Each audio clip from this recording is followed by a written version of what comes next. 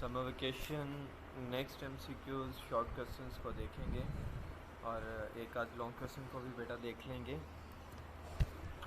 जो पहला short MCQs हमारे पास आ जाता है बेटे आज का, कहते हैं which one of the following convert light energy into electrical energy, जो कि 6 एमसीक्यूज नंबर है कि कौन लाइट एनर्जी को इलेक्ट्रिकल एनर्जी में कन्वर्ट कर देता है। Electric bulb, electric generator, photo cell और इलेक्ट्रिक सेल। तो उसका आंसर होगा बेटा सी, फोटो सेल। 7 में है कि when a body is lifted through a height H the work done on it appears in the form of hits. जब body lift की जाती है थोड़ी हाइट पर, जो वर्क डन उसके ऊपर होता है वो कौन सा होता है? Option A kinetic energy, option B potential energy and option C elastic potential energy and option D geothermal energy. तो जो बेटा इसका एग्जैक्ट आंसर हो जाएगा वो होगा ऑप्शन बी पोटेंशियल एनर्जी। उसके बाद 8 वाला क्या है MCQs? The energy stored in a coal is, जो एनर्जी कोल में स्टोर होती है वो कौन सी होती है? Heat energy, kinetic energy, chemical energy या न्यूक्लियर एनर्जी। तो उसका एग्जैक्ट आंसर बेटा हमारे पास आ जाता है कोल के अंदर जो एनर्जी स्टोर होती है वो केमिकल एनर्जी होती है, क्योंकि केमिकल रिएक्शन होता है उसमें। The energy stored in a dam is, वो एनर्जी जो डैम में स्टोर होती है वो कौन सी होती है? Electric energy, potential energy, kinetic energy या थर्मल एनर्जी। तो एग्जैक्ट आंसर होगा B, potential energy. Einstein mass energy equation की बात करें तो जो सी है उसका क्या मतलब होता है?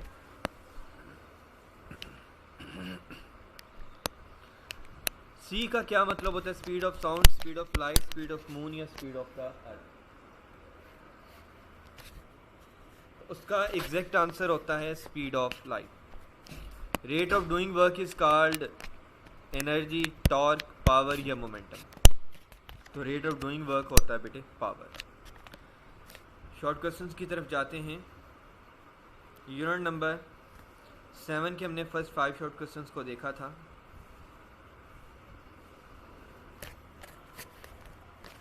अगला सवाल है show that atmosphere exert pressure. ये शो करना है कि एटमॉस्फेयर प्रेशर को एक्सर्ट करता है या नहीं करता। तो उसके आंसर को हमने डिफाइन करना है।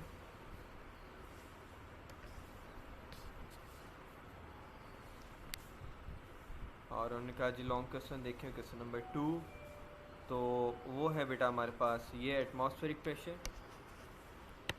इसके बारे में हमने ये पढ़ा था कि जो अर्थ है वो कवर है हवा के साथ, जिसे हम एटमॉस्फेयर कहते हैं, और ये फ्यू 100 किलोमीटर समुद्री सतह से ऊपर होती है। और एयर क्या है? ये मिक्सचर ऑफ गैसेस है। जो डेंसिटी ऑफ एयर है, अगर हम एटमॉस्फेयर में बात करें तो वो यूनिफॉर्म नहीं है। क्यों? क्योंकि वो डिक्रीज़ हो जाती है जब हम आल्टीट्यूड कवर करते हैं, बुलंदी कवर करते हैं। जिस तरीके से हम ऊपर की जानब जाए जाते हैं तो वो कंटिन्यूसली डिक्रीज़ हो जाती है। उसके बाद अगला सवाल, it is easy to remove air from a balloon. गुब्बारे में से हवा को ख़त्म करना, निकालना बहुत आसान है, but it is very difficult to remove air from a glass bottle। लेकिन एक ग्लास बॉटल में से हवा को निकालना बहुत मुश्किल है। ऐसा क्यों है? उसको डिफाइन करना है।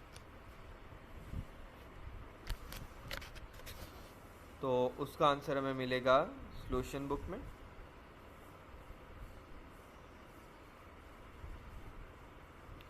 कहता है ये बहुत आसान है कि अगर हम हवा को भरें बैलून के अंदर। ऐसा क्यों है? थोड़ा जूम कर दूं मैं इसे। कहता है it is easy to fill air in the balloon. हाँ, बैलून के अंदर हवा को भरना बहुत आसान है, क्योंकि जो inside the balloon there is very less air as compare to the atmosphere. क्योंकि एटमॉस्फेयर की निस्बत बैलून के अंदर हवा बहुत कम होती है। So air goes into the balloon easily हवा बैलून के अंदर बहुत आसानी से जाती है, but it is difficult to remove air from a glass bottle because the pressure of air outside the bottle is greater than the pressure of the air inside the bottle. ऐसा क्यों होता है? क्योंकि जो pressure outside of the bottle होता है वो काफ़ी ग्रेटर होता है बनिस्बतन उस प्रेशर के जो उस बॉटल के अंदर होता है। इट बिकम डिफ़िकल्ट, ये मुश्किल हो जाएगा to remove air from the bottle, हवा को बॉटल में से निकालना। अगला सवाल है what is a barometer? Barometer क्या होता है? Barometer is a 1 metre long, barometer 1 metre लंबी ग्लास की ट्यूब होती है जो मरकरी के साथ फिल्ड कर दी जाती है और ये इस्तेमाल होती है एटमॉस्फेरिक प्रेशर को मेजर करने के लिए at any place of any place, किसी भी जगह का या किसी भी जगह पर। आसान से अल्फाज में बैरोमीटर एक ऐसी डिवाइस है जिससे आप एटमॉस्फेरिक प्रेशर को मेजर कर सकते हो, और बैरोमीटर एक मीटर लंबी ग्लास की ट्यूब होती है जिसके अंदर मरकरी होता है, और आप किसी भी जगह का अगर एटमॉस्फेरिक टेम्परेचर प्रेशर को फाइंड आउट करना हो तो आप बैरोमीटर का इस्तेमाल कर सकते हैं। नेक्स्ट क्वेश्चन आ जाता है जी, why water is not suitable to be used in barometer? पानी क्यों सुइटेबल नहीं है कि हम उसको बैरोमीटर में इस्तेमाल कर सकें? मरकरी जो है ना वो 13.6 टाइम डेंसर होता है बनिस्बतन पानी के। जो एटमॉस्फेरिक प्रेशर होता है ना वो vertical column of water about 13.6 time height of the mercury column को होल्ड किए हुए होता है। अगर हम सी लेवल की बात करते हैं, जो वर्टिकल हाइट है वाटर कॉलम की वो 0.76 को हम 13.6 के साथ मल्टीप्लाई करें तो 10.34 मीटर बनती है। था सा glass tube more than 10 metre long, जो ग्लास ट्यूब है वो तकरीबन 10 मीटर लॉन्ग होनी चाहिए अगर आपको पानी को इस्तेमाल करना है बैरोमीटर के अंदर। ये बहुत लॉन्ग हो जाएगी, that's why it is not suitable. बात समझ आ गई?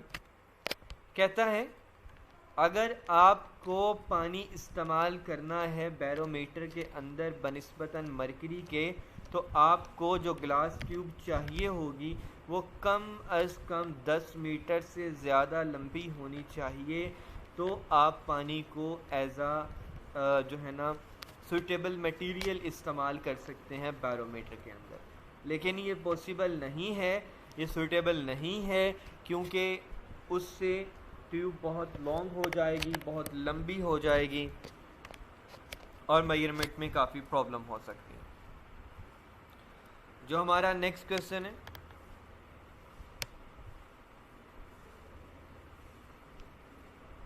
what makes a sucker twist on a smooth wall sticks to it?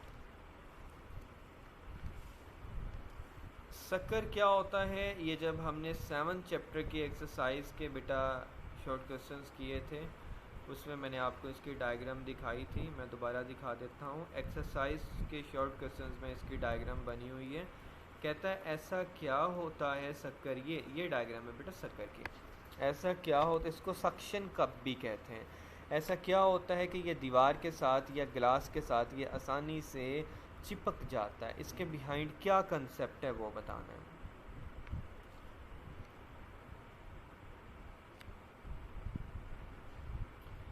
कहता है सॉरी, इसका आंसर ऊपर हमें मिलेगा यहाँ।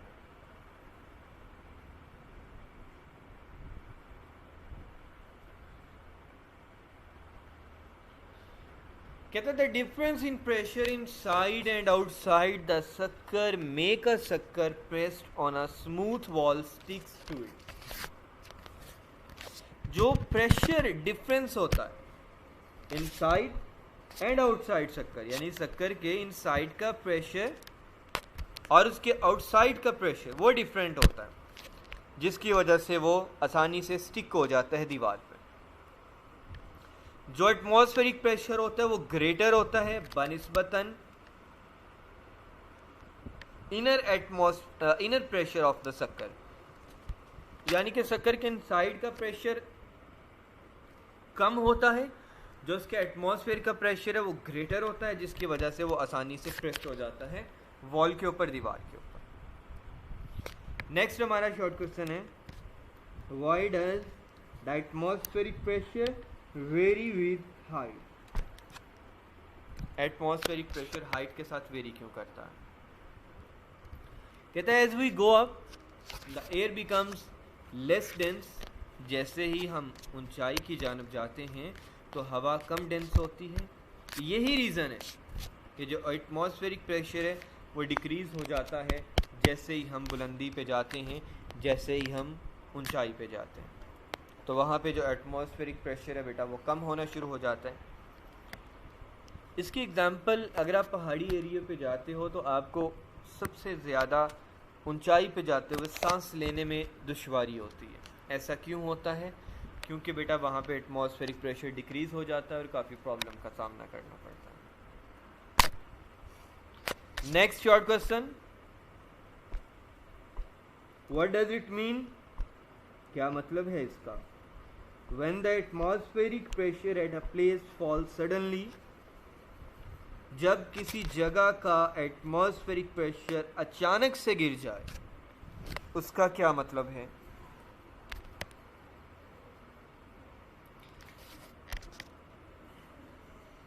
If the atmospheric pressure fall suddenly, अगर एटमॉस्फेरिक प्रेशर अचानक से गिर जाता है, इट मीन्स, इसका मतलब है, देयर में बी अ स्टॉर्म, आंधी आ सकती है, बारिश आ सकती है, तूफान आ सकता है, इन फ्यू आवर्स टाइम, कुछ घंटों के वक्त।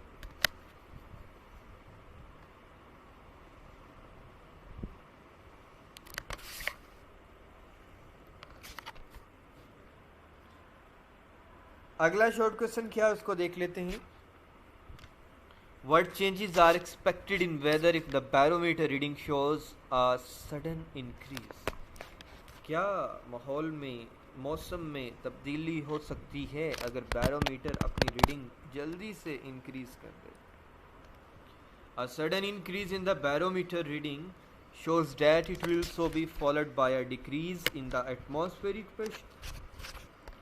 अगर सडन इंक्रीज हो जाए बैरोमीटर की रीडिंग में तो इसका मतलब है कि एटमॉस्फेरिक प्रेशर डिक्रीज हो रहा है और ये एक बहुत बुरे मौसम की इंडिकेशन है। अगला शॉर्ट क्वेश्चन क्या है, state Pascal's law. Pascal law क्या होता है? अगर हम प्रेशर अप्लाई करें लिक्विड के किसी भी कोने पे, अगर किसी भी हिस्से पे, अगर वो एक कंटेनर के अंदर बंद है तो वो ट्रांसमिट हो जाता है बगैर किसी पार्ट को लॉस किए, इन ऑल डायरेक्शन वो इक्वली जो है वो ट्रांसमिट हो जाएगा। अगला शॉर्ट क्वेश्चन क्या है बेटा इसका, state Archimedes principal. What is mean by elasticity? अब पास्कल लॉ हो गया। Explain the working of hydraulic press, ये लॉन्ग क्वेश्चन है बेटा, देख लेते हैं। What is mean by elasticity? Elasticity क्या होती है? इलास्टिसिटी के साथ मैं एक डेफिनेशन आपको और करवा दूंगा, तो फिर उससे ये हमारे शॉर्ट क्वेश्चन आज के 10 कंप्लीट हो जाएंगे। कहते हैं प्रॉपर्टी बॉडी की जिससे वो अपनी ओरिजिनल शेप साइज को रिस्टोर कर ले, वापस ले आए, जब उसके ऊपर से डिफॉर्मिंग फोर्स की ताकत ख़त्म हो जाए, तो ऐसे प्रोसेस को हम, ऐसी बॉडी को हम इलास्टिसिटी कहते हैं। मिसाल के तौर पे बैलून है, एयर फिल कर दो, बैलून को दबा दो, उसका original size, shape, volume, length, हर चीज़ चेंज हो गई, लेकिन जैसे ही आपने उसको छोड़ा, उसके ऊपर से फोर्स को ख़त्म किया, वो दोबारा अपनी original size, shape, volume, length पे वापस आ गया। इट्स मीन वो इलास्टिसिटी के कंसेप्ट को रिप्रेजेंट कर रहा है। अगला शॉर्ट क्वेश्चन बेटा क्या है, explain the working of hydraulic press. उसको देख लेते हैं।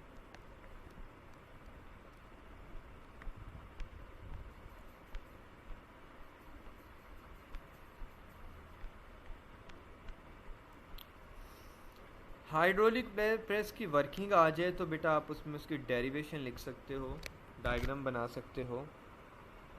क्या होता है, एक साइड पे हमारे पास लार्ज क्रॉस सेक्शनल एरिया का पिस्टन होता है, दूसरी साइड पे स्मॉल क्रॉस सेक्शनल एरिया का पिस्टन होता है। अगर हम small cross sectional area piston से फोर्स लगाते हैं तो प्रेशर इक्वली ट्रांसमिट होता है ऑल डायरेक्शन में, तो दूसरी साइड पर का जो पिस्टन होता है वो अपवर्ड डायरेक्शन जाता है। तो pressure apply on small area piston P is equal to F1 over small A. अगर लार्ज एरिया पे अप्लाई होता है तो P is equal to F2 over capital A. दोनों का कंपैरिजन हमने करवाया तो F2 over capital A, F1 over small A, हमने F2 फोर्स 2 पे फाइंड करना था। फोर्स 2 वहीं पे रही बेटा, तो स्मॉल ए यहाँ पे डिवाइड हो रहा है, उधर जाके मल्टीप्लाई हो जाएगा, तो F1 capital A over small A, ये इसकी बेटा डेरिवेशन। आगे आ जाता है बेटा लॉन्ग क्वेश्चन क्या होता है। लॉन्ग क्वेश्चन देख लेते हैं जी। First application of Pascal law. तो बेटा first application of Pascal law यही है, हाइड्रोलिक प्रेस ही है। कहते हैं पास्कल लॉ न्यूमरस एप्लीकेशंस को परफॉर्म करता है हमारी डेली लाइफ में। अगर हम ऑटोमोबाइल्स को देख लें, हाइड्रोलिक ब्रेक सिस्टम को देख लें, हाइड्रोलिक जैक को देख लें, हाइड्रोलिक प्रेस को देख लें, या हाइड्रोलिक मशीन्स को देख लें, ये बेटा सारी पास्कल लॉ के कंसेप्ट को वेरीफाई कर रही होती हैं। हाइड्रोलिक प्रेस एक मशीन है जो वर्क करता है पास्कल लॉ पर, और इसके दो सिलेंडर होते हैं, डिफरेंट क्रॉस सेक्शनल एरिया होता है। एक का क्रॉस सेक्शनल एरिया ज़्यादा होता है, उसको कैपिटल ए से रिप्रेजेंट करते हैं। दूसरे का क्रॉस सेक्शनल एरिया स्मॉल होता है, उसको स्मॉल ए से रिप्रेजेंट करते हैं।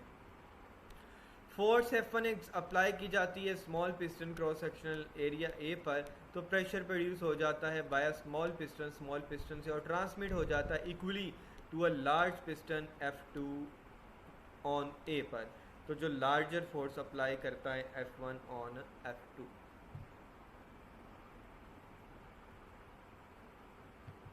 Pressure on piston of small area A is given by P is equal to F1 over A, और पास्कल लॉ जब अप्लाई हुआ तो जो pressure on large piston A will be the same on the small piston, वो हमारे पास बेटा आ जाएगा F2 over ए, यानी कि प्रेशर अप्लाई हुआ F1 से और वो हमारे पास बन गया जी F2 ओवर ए। कंपेयर किया हमने अबव इक्वेशंस को, तो हमने क्या गेट किया कि जो प्रेशर बहुत साइड्स पे था वो कैंसिल हो गया। रिमेनिंग बेटे हमारे पास क्या रह गया, रिमेनिंग हमारे पास रह गया F2 ओवर ए और F1 ओवर ए। अब ये वाला ए यहाँ पर डिवाइड हो रहा है, और यही ए जब इक्वल के उस साइड पे जाएगा तो जाके बेटा ये मल्टीप्लाई हो जाएगा इक्वल के इस साइड पे, ठीक है। तो हमारे पास जो न्यू इक्वेशन बनेगी, large cross sectional area piston F1 जो स्मॉल पिस्टन से लगी, और ये small cross sectional area small A यानी कि स्मॉल पिस्टन को रिप्रेजेंट कर रहा है। इनको रीअरेंज किया, F2 is equal to F1 multiply by large cross sectional area divided by small cross sectional area. अगर आप इसकी डायग्राम को देखें, ये बेटा हमारे पास एक स्मॉल क्रॉस सेक्शनल एरिया है, और ये हमारे पास एक large cross sectional area piston है जो इस प्रेशर से ट्रांसमिट होने के बाद अपवर्ड डायरेक्शन में गया। Is it clear? कहता है जो रेशो A ओवर A है ग्रेटर देन 1 है, जो फोर्स F2 है जो एक्ट हुई है लार्ज पिस्टन पर, वो ग्रेटर है, किससे ग्रेटर है? देन द फोर्स F1 से ग्रेटर है, जो उस पर एक्ट करती है स्मॉलर पिस्टन। हाइड्रोलिक सिस्टम जो होते हैं ना, वर्किंग सिस्टम जो होते हैं, वो इस तरीके से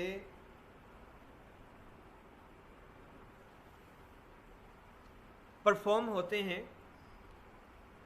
यहाँ तक आपने लॉन्ग क्वेश्चन के तौर पे करना है, शॉर्ट में आ जाए तो बेटा आपने डेरिवेशन कर लेनी है। Hydraulic press long 10 short questions, 5 MCQs। Hope so ये सारी चीज़ें आपको अच्छे से क्लियर होगी।